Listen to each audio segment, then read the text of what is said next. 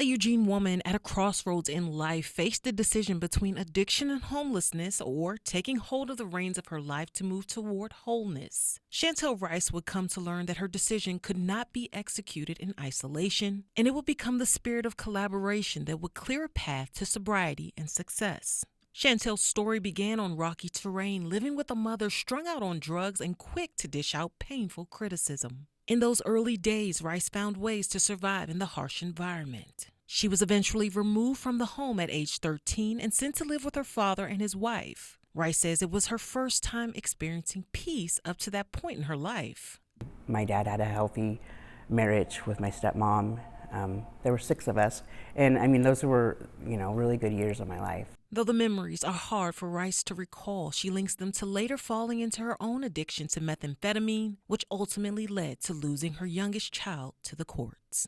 Rice's daughter was now in the legal custody of her eldest daughter following an emergency temporary custody filing. A decade into her addiction, on March 31st, 2024, Rice would lose everything when her home burned down.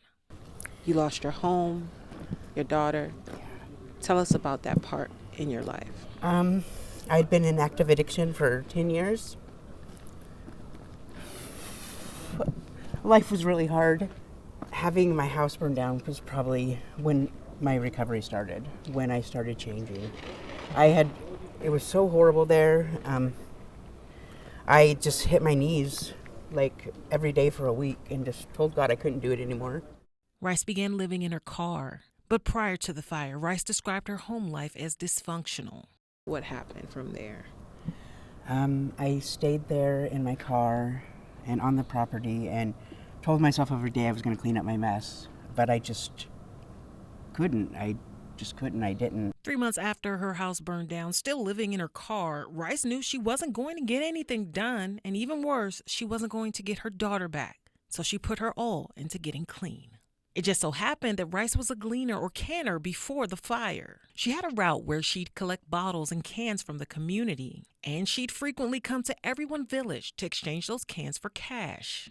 With her home now rubble, she turned to those she'd come to know on her trips to the village, asking for help and making the transitional housing site her home in June of 2024. It was a new beginning. I remember when Chantel first got here, like a lot of people when they first arrive, in a rough space in life, really needing a place to be safe and rest. We often see folks when they first come in for the first month or so just sleep. The ability to sleep safely and catch up on sleep, because you cannot sleep safely when you're out on the street. But Rice stood out, wasting no time once her body recovered from months spent without shelter. As soon as she had caught up on her rest, she was right after accessing staff and learning about what we had here and all the resources. She just had that go-getter attitude, and more than that, what I remember about her in those early days of her time in the village was watching her eyes come alive and watching the light come back into her eyes. We could tell as a team here, as a village, that when she started really putting the pieces of her life back together, that she was going places. It also marked the first of many community players stepping into the game to help Rice start over, helping her to rebuild her life from the ground up. I want to get teary-eyed already. So this is where my journey started after coming to the village. It's the first time I felt safe in years, right here. Rice's first taste of structure in years came at Everyone Village. This is where we'd go and shower. It's you do your laundry here, shower here, bath. You have everything you need right here. From the horribleness of the streets is they need all their facets of humanness really tended to and healed. Rice began to develop a routine at the village, touching base with staff each day to find a path to productivity. What were some of the services or things you needed out of staff?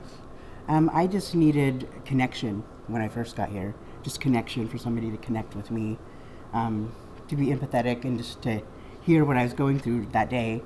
And then after that, it became about the resources they helped me with. Listening to other people's stories here and knowing that they were a lot like mine. The opposite of addiction is connection. And I had connection here. Rice immediately dove into sewing class, learning the skill and making Christmas presents for her kids. She says she spent much of her time in prayer, continuing in her sobriety. But she wanted more for herself, more for her children.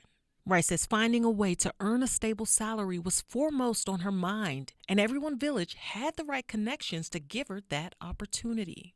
Piavich says Rice's first shot at work came through their partnership with the Oregon Beverage Recycling Cooperative. As economic times have changed and things have gotten harder for people, we started to see more and more people needing that redemption, needing to redeem their containers for immediate cash. We saw an opportunity with Everyone Village. OBRC is the nonprofit that implemented the bottle bill in Oregon, helping Oregonians redeem and recycle billions of beverage containers each year.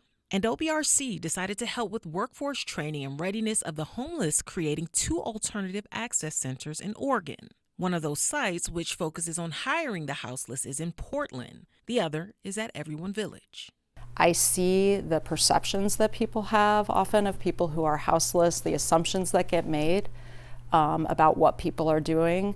And I think programs like the Alternative Access Center at Everyone Village show that people just want to be part of a community. They want to have jobs, they want to earn wages, and they want to live a secure life just like anyone else. It is a beautiful part of the story to have partners like OBRC that allow us to give folks all those experiences and regain all that confidence and in the things that they're going to need to be able to do to go out into the broader community and not just survive. We're not actually interested in survival here. That's what the street is. We're interested in flourishing here, and flourishing so that everyone who regains flourishing here is now giving it back to the community, and this just keeps going, and it just grows and grows and grows and grows and grows. The Village Alternative Access Center is overseen by Mickey Washburn. Washburn, the program's director, took Rice as a village resident under her wing as one of her recycling specialists to sort and count containers. I was introduced to the village and she came right up to me and she's like, I really want a job. Can I have a job? She was super enthusiastic, very friendly. Piavich says Washburn's belief in Rice's potential helped inspire the fire in her to take off. Once Chantel had that little kind of nudge out the nest, so to speak, from Mickey, she really started to shine at work. And then we did a really amazing, bold thing with Chantel as a team with her. She was doing so great at working at OBRC that Mickey as a leader would have moments where she needed to go to a doctor's appointment or take her kids to something. And she started leaning into Chantel to lead the group while she was away. Then came a breakthrough where opportunity met preparation. I was in need of a supervisor because there wasn't ever a supervisor previous to me working here, and there wasn't a designated program director.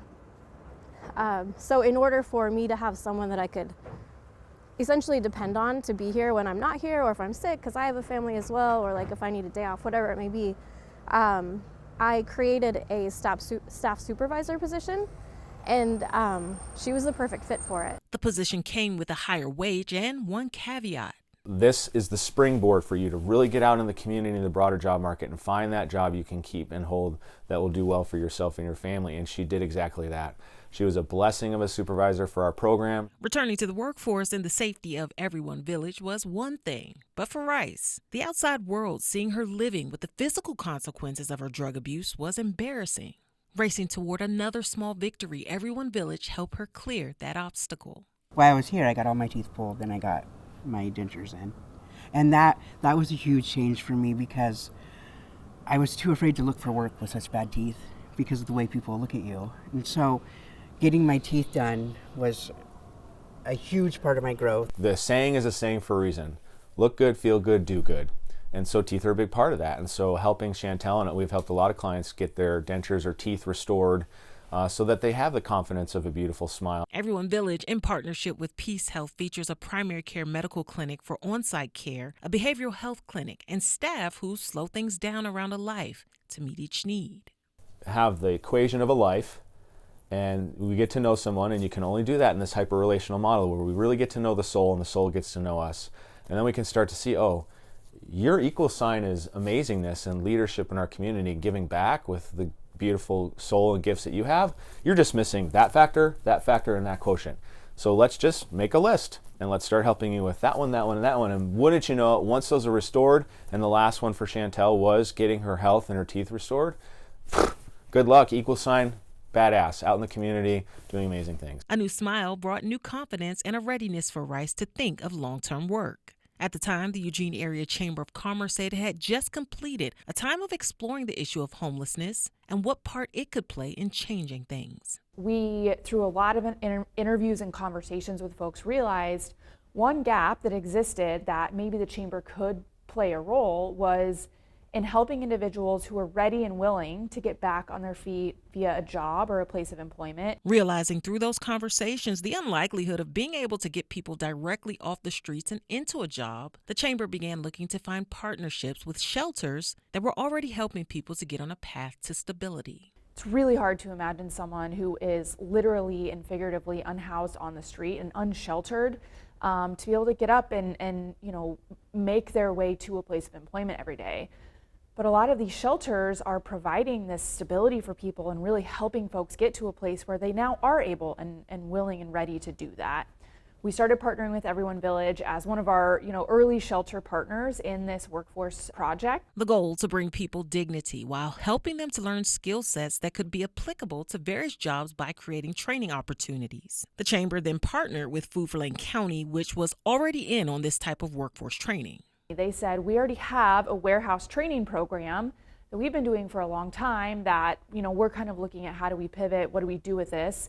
And we said, well, what if you shifted it to offer that training and really target that training towards shelter clients? The chamber became the human resource backbone, setting up interview processes, getting resources and information to shelters around resume building, and helping staff at shelters in Food for Lane County to put together the training program. Shelter clients could apply, go through an interview process, and go through a 6 to 12-week workforce training program to gain employment. For Rice, it was a time to keep a promise. 4 months into her position with the village's recycling site, Rice's next work opportunity would come in September of 2025 through this collaboration leading to long-term work. And by this time, Rice had stabilized enough to move back on her property, where the crafty hands of high school students gave her a temporary place to stay while her home is being rebuilt. The builders of 2 cottages on her property were juniors and seniors in the Eugene 4J School District's Future Build residential construction program. The program, in its 4th year, builds cottages for Everyone Village and sheds for the McKenzie Valley wildfire relief efforts, providing fireproof storage. Students say it's personal to them, making sure that people like Rice gain housing. Something very important to me. I did experience homelessness at one point in time last year or 2 years ago, sophomore year. That was right before I joined this program, and I joined it because it hit a lot of heartstrings for me, because it was difficult for me and I saw how it affected people around me. And the place that I was at had these little sheds that were still really cold, but people were so desperate for shelter that they were starting to use those. So it really meant a lot to me that this program was building shelters for those who needed it. And we never know anybody else's story, and it is too easy for people when driving down the road and seeing somebody with a sign or a tent and make all sorts of harsh judgments about where they're at, and we don't know the story. I know that at different times in my life I was one paycheck away from being bankrupt, right? That one medical emergency would have just destroyed everything I had. So there's a little bit of empathy. The community connection part was always a big part of it. And knowing that we could do something that was a tangible, identifiable thing that helped, maybe only one person or 2, and then it became 4 and 5. Rice is now 4 months into her role at FFLC as a warehouse assistant, running the produce cooler where fresh fruits and vegetables are brought in, and she organizes them for shoppers. The Chamber and OBRC say scores of people who've struggled with homelessness have found their way back to the workforce through community collaborations. Quick Warner tells us so far 65 people have graduated training programs through FFLC and Viking Textile Maker Hub that does industrial sewing training. It's now expanding to work with Shift Community Cycles, which does bike repairs. This idea of collaboration really for me means how do you bring what you can bring to the table and mix it with these other ingredients and make something beautiful. For OBRC, why is it important to facilitate something like this and be in collaboration with all these other organizations that help to create this kind of change in someone's life? On a fundamental helping retain as much access to the system as we can for customers, our Eugene Redemption Center is super busy. And last summer, for example, we had to refurbish some of those machines. So we had to take 5 or 6 of them offline while we were refurbishing them. We were able to direct customers to go to Everyone Village. From an operational standpoint, that was super helpful to have an alternative center so close by. But I will also tell you, from a community standpoint, what we really, when I read Chantel's story and the story of all of the other employees that are working at Everyone Village was able to transition 6 employees successfully to external employment. We are so proud to have played a very small part in that. It was so heartening to see the job skills that they were learning. Communication, dealing with high stress situations, being to work on time. Rice is now continuing in her sobriety and working hard as her home is rebuilt. It was very difficult, but I liked the fresh start, starting all over. That just to start all from scratch was really powerful for me. I mean, to just lose it all and just start over. She's a friend now. Like, I really adore her. She's very driven. She's optimistic. To see that she lost everything and just kept pushing through, right? Especially through her sobriety, right? One day at a time, she's still sober, because it would be so easy to just like fall back on old coping mechanisms, She's incredibly impressive and strong. She's a strong person. We know she'll face struggles, but her discipline is so strong and so powerful. I'm confident she'll push through those struggles in a healthy way for the rest of her life, and that will bless her children and her grandchild. And it's blessed whatever town or workplace she's a part of. They be lucky. They be lucky. In her last 4 months at the Village, Rice said she met with a certified drug and alcohol counseling group every Monday, opening up about her struggles until she left the Village in June of 2025. Around that time, she was finally able to regain custody of her daughter. And it's the many hands in Rice's story that made light the work that she says continues, with more goals and more successes on the way. Just keep trying every day, just keep doing it, just keep fighting the fight. We always say, why are we so crazy? Why do we do so much? Why do we keep partnering with so many places? Why do we do things nobody expects? Because all those things combine to allow us to do 2 things we really care about the most at the end of the day: helping more people and helping the community more. We've really, since the minute this place started, have thought the best we can be is when all of us are part of the story.